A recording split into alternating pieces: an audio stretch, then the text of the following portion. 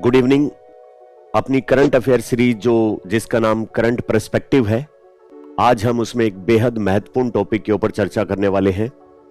ये टॉपिक है जलवायु परिवर्तन से संबंधित भारत सरकार की प्रतिबद्धताएं। हम थोड़ा सा जलवायु परिवर्तन का कारण क्या है, जलवायु परिवर्तन को नियंत्रित करने के लिए एक अंतर्राष्ट्रीय समझौता उसके बारे में, और उस समझौते के तहत विभिन्न देशों की जलवायु परिवर्तन नियंत्रण करने के लिए प्रतिबद्धताएं या कमिटमेंट, उसके ऊपर अभी जो नया डेवलपमेंट हुआ है अंततः उसकी बात करने वाले हैं। तो मैं थोड़ा सा आपको जल्दी से बैकग्राउंड बता देता हूं कि ये मुद्दा क्या है और इसके ऊपर अभी भारत सरकार ने, हमारी कैबिनेट ने क्या फैसला किया है। देखिए, 1750 में औद्योगिक क्रांति शुरू होती है और उसी के साथ उपयोग हो जाता है शुरू फॉसिल फ्यूल यानी कि जीवाश्म ईंधन का। अब जीवाश्म ईंधन या फॉसिल फ्यूल क्या होते हैं? कोयला, पेट्रोल, डीजल, केरोसिन, एलपीजी, यानी कि पुराने जीव जो जमीन में दब गए थे उनके अवशेषों को, उनके अवशेष क्या कहलाएंगे? फॉसिल या जीवाश्म, उसको ईंधन के रूप में काम में ले रहे हैं। मतलब पेट्रोल, डीजल, कोयला फॉसिल फ्यूल के उदाहरण है। जब भी हम फॉसिल फ्यूल को जलाते हैं तो 100% जलते नहीं है, इनके कारण CO2, मीथेन जैसी गैसें निकलती है। इसके अलावा N2O, नाइट्रस ऑक्साइड जैसी गैसें निकलती है।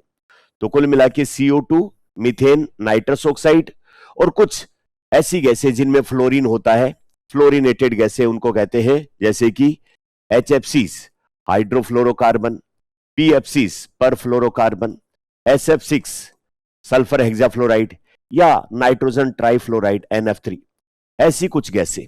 ये गैसें जब वायुमंडल में इकट्ठी होती है तो वायुमंडल में ये गैसें इकट्ठी होकर पृथ्वी की सतह पर सूर्य से आने वाली विकिरणें जब टकराती है और इनकी हीट या उष्मा के कारण पृथ्वी जब गर्म हो जाती है, जब पृथ्वी गर्म होने के बाद में वापस विकिरणें छोड़ती है, इनको अवरक्त विकिरणें या हीट वेव कहते हैं।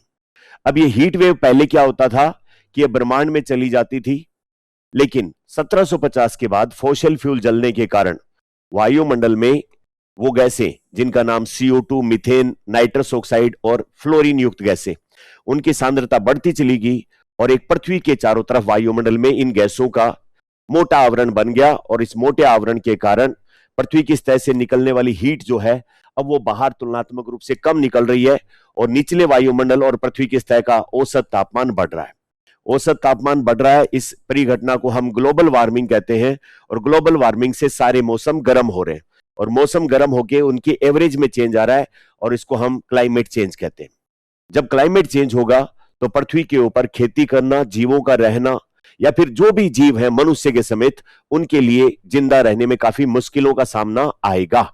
तो इसलिए दुनिया के सभी देश UN, संयुक्त राष्ट्र संघ की लीडरशिप में 1992 में एक समझौता करते हैं।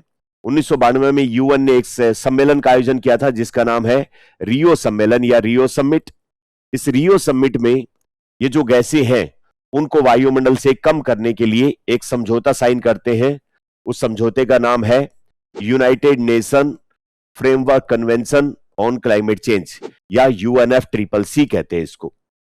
ये UNFCCC पृथ्वी के ऊपर ग्लोबल वार्मिंग और उसके कारण होने वाले क्लाइमेट के लिए जिम्मेदार ये गैसें जिनका नाम होता है ग्रीन हाउस गैसें, इनको कम करने का समझौता करते हैं जिसका नाम है UNFCCC।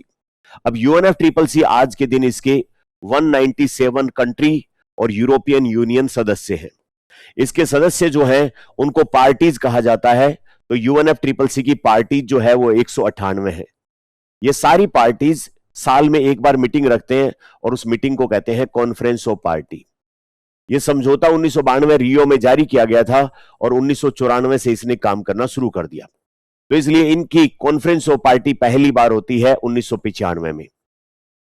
फिर कॉन्फ्रेंस ऑफ पार्टी नंबर इनकी 3 होती है, जहां पर जापान का क्योटो शहर, वहां पर इस COP को रखा गया और यहां पर इन ग्रीन हाउस गैसों को कम करने का एक समझौता होता है और समझौते का नाम है क्योटो प्रोटोकॉल। क्योटो प्रोटोकॉल की समय सीमा 2020 में खत्म हो जाती है। 2020 के बाद एक नया समझौता यही पार्टी सब मिलकर करती है 2015 में, जो 2020 के बाद काम करेगा। 2015 में इनकी कॉन्फ्रेंस ऑफ पार्टी नंबर हो रही थी 21 और वहां पर एक समझौता किया गया। यह जगह थी जहां पर यह COP 21 हुई थी, उसका नाम पेरिस। तो इस समझौते का नाम भी पेरिस समझौता रखा गया। जो क्योटो प्रोटोकॉल के खत्म होने के बाद आज के दिन काम कर रहा है। तो पेरिस समझौते का मूल उद्देश्य क्या है? जलवायु परिवर्तन को कंट्रोल करना। जलवायु परिवर्तन कब कंट्रोल होगा? जब वायुमंडल में ग्रीन हाउस गैसें कम होंगी। अब वायुमंडल में ग्रीन हाउस गैसें कम करने के लिए पेरिस समझौते के तहत प्रत्येक सदस्य देश को, जो पेरिस समझौते का सदस्य है इंक्लूडिंग इंडिया, उसको इन ग्रीन हाउस गैसों को कम करने की अपनी प्रतिबद्धता, अपना कमिटमेंट बताना है। और उसी कमिटमेंट का नाम है एनडीसी, या उसको आईएनडीसी भी कहते हैं, इंटेंडेड नेशनली डिटरमाइंड कंट्रीब्यूशन, या यूं कहे राष्ट्रीय स्तर पर निर्धारित प्रतिबद्धता, या एनडीसी कहते हैं। भारत ने भी पेरिस समझौता साइन किया, और पेरिस समझौता साइन करते ही साथ भारत का जो है वो ड्यूटी बन गई कि आप ये बताओ कि ग्रीन हाउस गैसें कितनी, कब और कैसे कम करोगे। तीनों बातें, कितनी कम करोगे, कब तक कम करोगे और कैसे कम करोगे, ये तीनों बातें बतानी थी। तो भारत ने अपनी एनडीसी तय की और उसके तहत ग्रीन हाउस गैसों को कम करने के वादे किए। एक चीज मैं आपको और बता दूं, पेरिस समझौते का मुख्य उद्देश्य है कि ये जो लगातार पृथ्वी का औसत तापमान बढ़ता चला जा रहा है, उसको by the end of century, मतलब 2100 वर्ष आएगा तब तक 2 डिग्री सेल्सियस से ज्यादा नहीं बढ़ने देना है। पूर्व औद्योगिक स्तर यानी कि 1750 औद्योगिक क्रांति से पहले पृथ्वी का औसत तापमान 15 डिग्री सेल्सियस था, और पेरिस समझौते के तहत ये इस सदी के अंत तक 2 डिग्री सेल्सियस, मतलब पृथ्वी का औसत तापमान 17 डिग्री सेल्सियस से ज्यादा नहीं होना चाहिए। तो इसका मतलब जिन देशों ने पेरिस समझौते को साइन किया, वो सभी देश 2100 तक अपनी ग्रीन हाउस गैसें कम करेंगे ताकि ये तापमान 2 डिग्री सेल्सियस से ज्यादा ना बढ़े। उसके लिए पेरिस समझौता 2020 से लागू होता है। तो 2020 से 2025 तक कितनी कम करोगे ये ग्रीन हाउस गैसें, ताकि ये वाला टारगेट अचीव हो। 2025 से 2030 के बीच में, यानी कि हर 5 साल में अपने को यह तय करना है कि कितनी ग्रीन हाउस गैसें कम करनी है।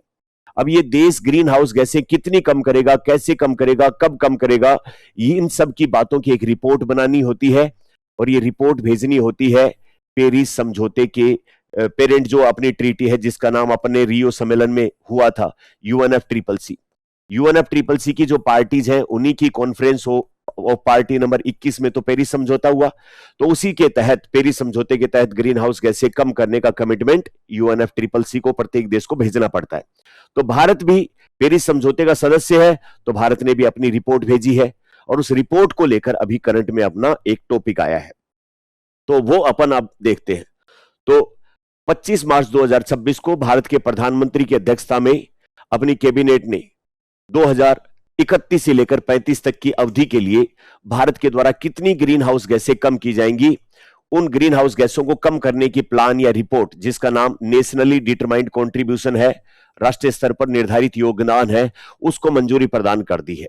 तो इसका मतलब ये जो 2031 से 2035 तक के लिए भारत ने ग्रीन हाउस गैसों को कम करने की जो मंजूरी दी है, क्या उससे पहले भी भारत ने इस तरीके की रिपोर्ट को अंतिम रूप दिया है, या पहले भी पेरिस समझौते के तहत हमने कम करने का कोई कमिटमेंट दिखाया है क्या?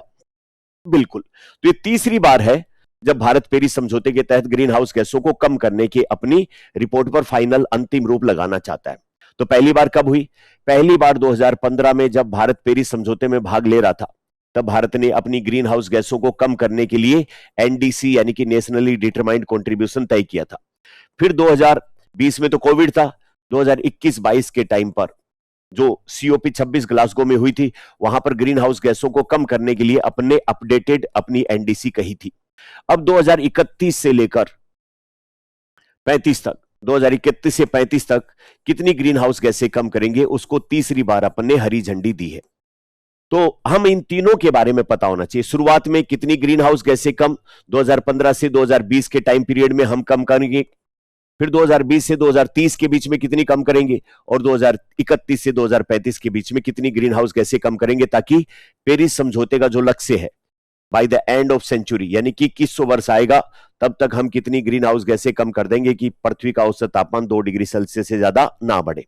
तो इसके लिए टाइम बाउंड मैनर में 2030 तक, 35 तक, 40 तक, 50 तक, 60 तक, 70 तक, ऐसे हम कम करते करते लास्ट में इतनी गैसें कम करेंगे। तो भारत ने जब शुरुआत में कही थी बात कि हम ग्रीन हाउस गैसें कम करेंगे, तो भारत की पहली कमिटमेंट जो थी, अपन ने उसकी एक टेबल बना ली है, ताकि जो बच्चे क्लास में फाउंडेशन में पढ़ चुके हैं उनको ऑलरेडी पता, और ये उसको अपडेट कर लेंगे अपने नोट्स को अपडेशन में। तो 2015 में भारत ने जब पेरिस समझौते में भाग लिया, तो कहा कि हम 2005 के स्तर से अपनी जीडीपी उत्सर्जन तीव्रता, जीडीपी क्या होती है, एक वित्तीय वर्ष में किसी देश के द्वारा कितने अंतिम वस्तुएं और सेवाएं बनाएगी, उसका अंतिम मूल्य, बाजार मूल्य। सपोज भारत की जीडीपी 2005 में 1 करोड़ रुपए थी, तो भारत के 1 करोड़ रुपए प्राप्त करने के लिए भारत के द्वारा 100 टन अगर ग्रीन हाउस गैसें या CO2 छोड़ी जाती थी, तो उसकी तुलना में भारत ने कहा कि हम 2005 की तुलना में जो 100 टन CO2 का उत्सर्जन करते थे, एग्जाम्पल है ये, उसकी तुलना में 2000 जो है वो 20-25 तक हम 33 से 35% जीडीपी उत्सर्जन तीव्रता को कम कर देंगे। फिर उसके बाद हमने जब अपडेट किया 2021-22 में, तो कहा कि हम इस 33 से 35 के बजाय और ज्यादा ग्रीन हाउस गैसें कम करेंगे, और 2005 की तुलना में कितना कम करेंगे, 45%। अब भारत ने कहा है कि हम 2031 से 35 के दौरान जो 2005 में अपनी जीडीपी उत्सर्जन तीव्रता थी उसका 47% कम कर देंगे। तो यानी कि पहले राउंड में हमने कही थी जीडीपी उत्सर्जन तीव्रता कम करने की बात 33 से 35%, फिर 45%, और अब बढ़ा के कितनी कर दी है, 47%। फिर कहा कि अपनी कुल जो बिजली है उसको 100% मान ले, और हम जानते हैं कि अपनी 100% बिजली में सबसे ज्यादा योगदान किसका होता है, कोयले का। तो अपने कमिटमेंट में ग्रीन हाउस और कोयला जलाते हैं तो CO2 निकलता है, तो हमने कमिटमेंट में कहा था कि हम अपनी कुल जो बिजली बनाते हैं उसका 40% हिस्सा नॉन रिन्यूएबल एनर्जी सोर्स यानी कि सोलर, विंड और ग्रीन हाइड्रोजन से बनाएंगे। फिर जो 2021-22 में हमने अपडेट किया उसमें कहा कि हमने टोटल जो बिजली की आवश्यकताएं हैं 100%, उसका 50% हिस्सा हम 2030 तक किस में बनाएंगे, रिन्यूएबल एनर्जी सोर्स से बनाएंगे। अब हमने कह दिया है कि हम 2035 तक अपनी कुल ऊर्जा जरूरतों का जो है वो 60% हिस्सा रिन्यूएबल एनर्जी सोर्स से प्राप्त करेंगे। ये दोनों जो उपाय हैं उससे ग्रीन हाउस गैसों का उत्सर्जन कम होता है, और ग्रीन हाउस गैसों का उत्सर्जन कम करने के साथ साथ भारत ने कहा कि हम अपना फॉरेस्ट कवर और CO2 और दूसरी ग्रीन हाउस गैसों को अवशोषित करने वाले ऐसे इंफ्रास्ट्रक्चर को बढ़ाएंगे, जिससे कि एक तरफ तो हमारा उत्सर्जन कम हो, दूसरी तरफ अवशोषण, ग्रीन हाउस गैसों का अवशोषण बढ़े। उसके लिए हम कार्बन सिंक विकसित करेंगे। देखिए शब्द जो कार्बन सिंक है इसका मतलब है वायुमंडल की CO2 को स्टोर करके रखने वाला। सिंक अपन किसको कहते हैं, जो रसोई में कूड़ा कचरा जिसमें लास्ट में डालते हैं, तो वैसे ही वायुमंडल में जो प्रदूषण है उस प्रदूषण को स्टोर करने वाला कार्बन सिंक। तो उसके लिए हमने 2005 में जितने वन थे उसकी तुलना में हमने कहा था कि 2020-25 तक हम 2.5 से 3 अरब, बिलियन का मतलब क्या होता है, अरब टन एक्स्ट्रा CO2 का अवशोषण कर पाए, इतना वन विकसित कर देंगे। फिर इसको हमने जो वो 2030 तक के लिए इतना रखा, लेकिन कमिटमेंट किया था कि एक एक्स्ट्रा अरब टन जितने और वन बढ़ाएंगे, और अब वो बढ़ाकर हमने कर दिया है 2035 तक के लिए। तो कुल मिला के ये 3 बिंदु है, जिनमें पहला जीडीपी उत्सर्जन तीव्रता शुरुआत में जो कही थी 33 से 35%, वो उसको बढ़ा के बाद में जो 45 किया, अब जाके 47 कर दिया, ताकि समयबद्ध तरीके से हम ग्रीन हाउस गैसों को कम करते हुए चले। दूसरा हमने कहा बिजली की जो जरूरतें, कोयले के अलावा दूसरे जो बिजली बनाई जा सकती है अपनी कुल जरूरतों का 40%, उसके बाद हमने इसको बढ़ा के 50% और अब इसको 60% कर दिया। वन और वृक्षावरण बढ़ा के हम जो एक्स्ट्रा CO2 का अवशोषण करने की क्षमता है वो शुरुआत में 2005 की तुलना में हमने 2.5 से 3 अरब का लक्ष्य रखा, फिर उसको बढ़ा के 1 अरब टन एक्स्ट्रा और रखा, और उसको अब यहां पर इसमें जोड़ दिया गया है 3.5 से 4 अरब टन। तो ये सारी बातें अपन ने की है, ये भारत की INDC है।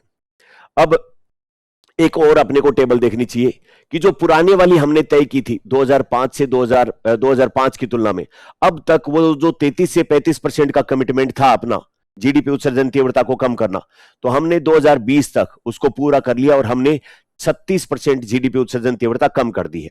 दूसरा, फरवरी 2026 तक हमने जो नवीकरणीय ऊर्जा संसाधन है उनसे कुल ऊर्जा जरूरतों का 52.57% बनाना शुरू कर दिया है। यानी कि पुराने वादे पूरे होते चल रहे हैं और नए वादे ग्रीन हाउस गैसों को कम करने के लिए हम कर रहे हैं। और 2021 तक भारत का वन आवरण क्षेत्र इतना बढ़ गया है कि 2005 की तुलना में 2.29 अरब यानी कि 2.29 अरब एक्स्ट्रा CO2 एब्जॉर्ब हम करने लग गए हैं। तो ये पुराने वाले डाटा भी इसमें दिए हैं और नई जो कमिटमेंट अपन ने नई NDC में किए हैं जो 2031 से 35 के दौरान काम करेगी उसकी बातें अपन ने लिख दी है। अब इस PDF में और क्या बातें अपन ने की है, जो बच्चे नए देख रहे हैं उनके लिए पूरा टॉपिक को कनेक्ट करवाने के लिए कि ये तो अपन ने किया ही कि कैबिनेट में फैसला हुआ है, इसके मुख्य बिंदु क्या है। तो UNFCCC में जो NDC है उसके तहत अपने को रिपोर्ट जमा करानी है और वो नई रिपोर्ट भारत के विकसित भारत और 2070 तक नेट शून्य उत्सर्जन का जो अपना लक्ष्य है उसको प्राप्त करने में सहायक रहेगी। ग्लोबल स्टॉकटेक क्या है कि देश अपनी एनडीसी के अनुसार ग्रीन हाउस गैसें कम कर रहे हैं या नहीं कम कर रहे हैं, उसको रिव्यू करने की, उसकी समीक्षा करने की व्यवस्था है। और वो समीक्षा पेरिस समझौते के तहत पहली बार 2023 में हो चुकी है और अब हर 5 साल से होगी। तो इसका मतलब 2028 में ये देखा जाएगा कि देशों ने जो ग्रीन हाउस गैसों को कम करने के लक्ष्य किए थे वो उसके अनुसार खरा उतर रहे हैं या उनकी कथनी और करनी में फर्क आ रहा है। तो अपनी एनडीसी के परिणाम और सामान्य और विभेदीकृत जिम्मेदारी, ये भी यूएनएफसीसीसी का आर्टिकल नंबर 3 है, उसके तहत समझाया जाता है। लेकिन अभी के लिए अपन जीएसटी के हिसाब से, जीएसटी के अपने कमिटमेंट है वो पूरे हो पाए, उसके लिए भी ये अनुकूल रहेगा। ये अपन ने बात करी ली पुराने वाली। अब एनडीसी जो है उसके तहत क्या क्या चीजें शामिल है, तो वो सारी बातें।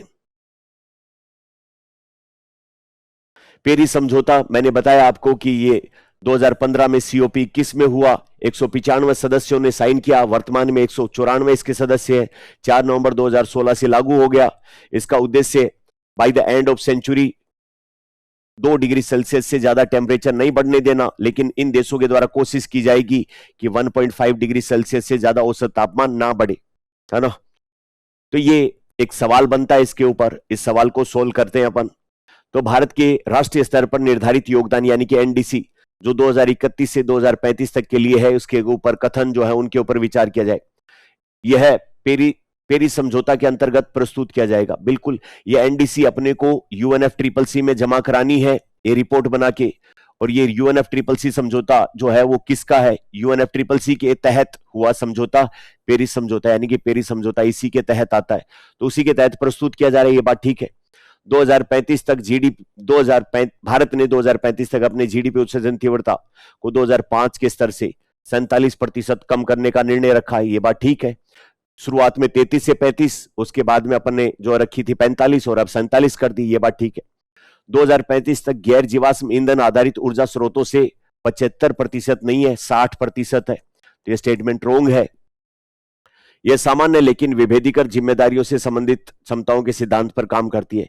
यह बात ठीक है। थोड़ा सा इस टॉपिक को मैं एक्सप्लेन कर देता हूं। सीबीडीआर का मतलब यह है कि जो यूएनएफसीसीसी का चार्टर बना था इस समझौते का, उसमें कुछ आर्टिकल है और उसमें आर्टिकल नंबर 3 और उसका पहला क्लोज जो है वो बोलता है कि जिन देशों ने ग्रीन हाउस गैसों का उत्सर्जन ज्यादा किया है उन देशों को ग्रीन हाउस गैसों को कम करने की जिम्मेदारी ज्यादा होगी। कॉमन बट डिफरेंशिएटेड रेस्पॉन्सिबिलिटी कहते हैं, साझा लेकिन विभेदीकृत जिम्मेदारी कहते हैं। तो यह साझा लेकिन विभेदीकृत जिम्मेदारी क्या है कि विकसित देश ग्रीन हाउस गैसों का ज्यादा उत्सर्जन किया है तो उनकी जिम्मेदारी ग्रीन हाउस गैसों को कम करने की होगी। अब यहां पर आरसी जोड़ दिया गया इसमें, तो इसका मतलब है रेस्पेक्टिव कैपेबिलिटी, यानी कि जो विकासशील देश है उनकी जैसी क्षमता है, उनके पास जैसी टेक्नोलॉजी है, उसके ऊपर आधारित भी एनडीसी को तय करना पड़ेगा, यानी कि ग्रीन हाउस गैसों को कम करना उसके आधार पर उनको तय करना पड़ेगा। तो ये पॉइंट भी इसमें वैलिड हो जाता है कि भारत की जितनी टेक्निकल क्षमता है, भारत जितना कम कर सकता है उसके तहत हम युगांडा और भारत की तुलनाओं क्षमताओं का समान नहीं कर सकते। अब भारत, चाइना या ब्राजील देश अपने आप को विकासशील कहकर बच नहीं सकते इस जिम्मेदारी से, उनको भी ग्रीन हाउस गैसें करनी पड़ेगी, रेस्पेक्टिव कैपेबिलिटी है उनकी। इसका उद्देश्य 2070 तक भारत के नेट शून्य उत्सर्जन लक्ष्य के अनुरूप है। ये बात भी ठीक है। तो कौन सा स्टेटमेंट इसमें रोंग है? 3 नंबर का स्टेटमेंट इसमें रोंग है। आप आंसर मिला लो कौन सा इसका सही होगा। तो ये अपनी एनडीसी है। जो बच्चे फाउंडेशन कोर्स कर चुके हैं और उनको जो है वो पहले हमने पेरिस समझौते के जस्ट बाद में भारत की आईएनडीसी लिखा, फिर हम सीओपी 26 ग्लासगो के अंदर पंचामृत लिखते हैं जो दूसरे नंबर की एनडीसी है, और अब जो है ये तीसरे नंबर की एनडीसी है। और इन एनडीसी में 3 ही पॉइंट है। पहला है जीडीपी इमिशन इंटेंसिटी को कम करना, दूसरा कुल जरूरतें जो बिजली की है उनमें से रिन्यूएबल एनर्जी की जरूरतें कितनी होंगी, और तीसरा है फॉरेस्ट कवर को बढ़ाना। तीनों डाटा की टेबल बना लेना, अपने नोट्स को अपडेट कर लेना। मिलते हैं किसी नए बिंदु के साथ में। Thank you very much.